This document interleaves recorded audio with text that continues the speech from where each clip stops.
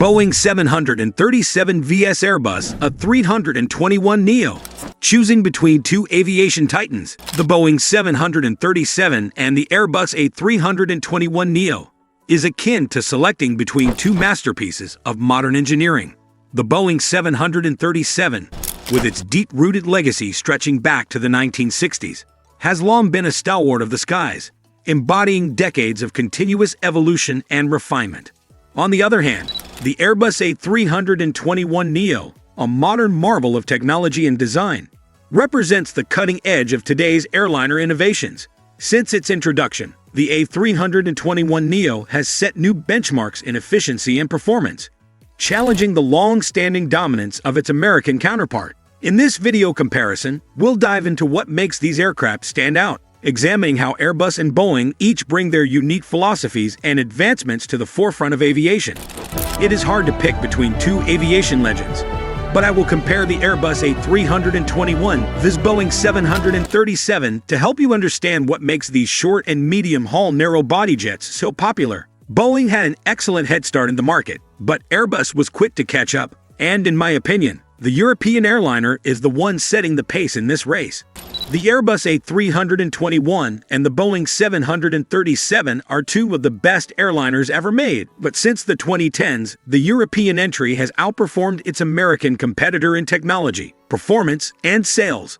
The Boeing 737 has plenty to catch up on, but time favors the Airbus A321. The main differences between Airbus A321 vs Boeing 737. As the Airbus A321 series represents the stretched variants of the A320 family, the appropriate comparisons are with stretched versions of the Boeing 737. The original A321, sometimes featured as the A321ceo, is contemporary with the Boeing 737-900. The A321neo and its derivatives match well with the Boeing 737 MAX 9 and MAX 200. The Boeing 737 and the Airbus A321 have a similar arrangement, developed from the Boeing 707. The 737 rides close to the ground, while the Airbus A321 has increased ground clearance. The Boeing is slightly taller than the Airbus, thanks to its larger fuselage diameter and vertical stabilizer. The 737NG series uses the CFM56 engine with a flat bottom. The Airbus A321ceo family uses both the CFM56 and V2500. The 737 uses traditional winglets, whereas the A321 has much smaller wingtip fences. Starting with the A321neo, Airbus added the so-called sharklets. The Boeing 737 MAX and some 737NG have unique-looking double winglets. The Boeing 737 uses a traditional yoke, but the Airbus A321 replaced the bulky yoke with a sidestick, which freed up legroom. The Boeing 737 moves the throttle levers based on the power setting under auto throttle, while the Airbus A321 throttles are static.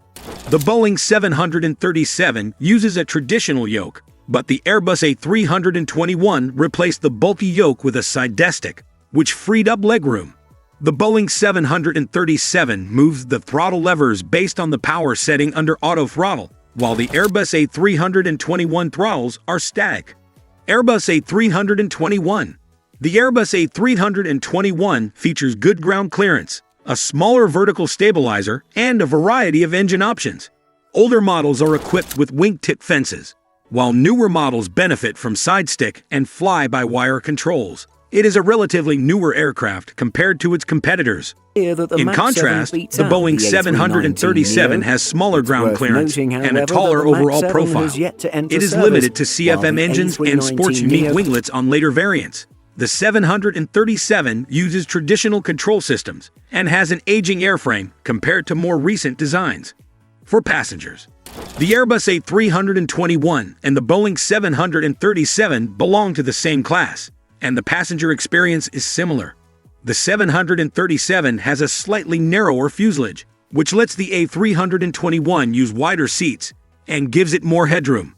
Boeing uses large windows, so passengers get a better view there.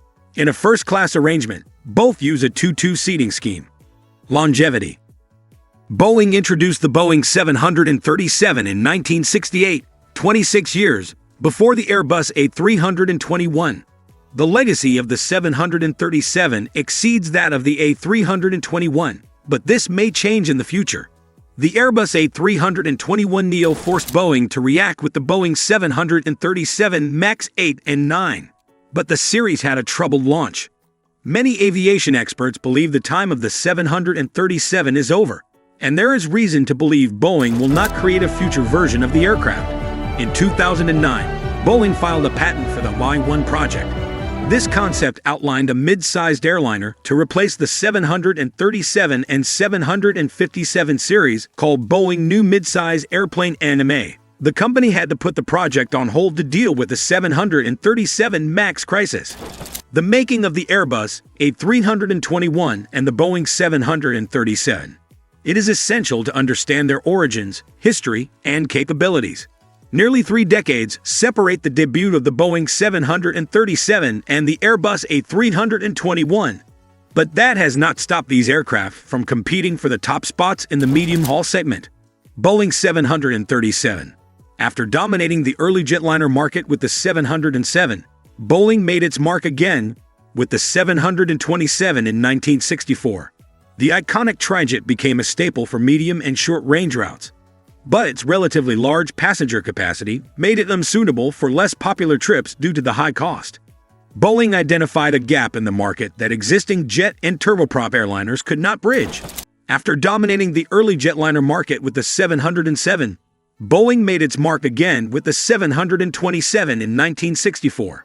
The iconic trijet became a staple for medium and short-range routes, but its relatively large passenger capacity made it unsuitable for less popular trips due to the high cost. Boeing identified a gap in the market that existing jet and turboprop airliners could not bridge.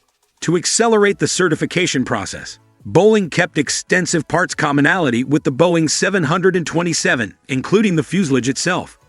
The 737 used a shorter version of the same profile, inherited from the earlier 707. The airfoil profile used on the new jet was thicker than its predecessors near the engine section, to reduce drag at higher speeds. The first Boeing 737 used the same JT-8D low-bypass turbofan engines used in the 727 and newer 707 variants. The Boeing 737 project launched in February 1965, and West German airline Lufthansa placed the first order of 21 units.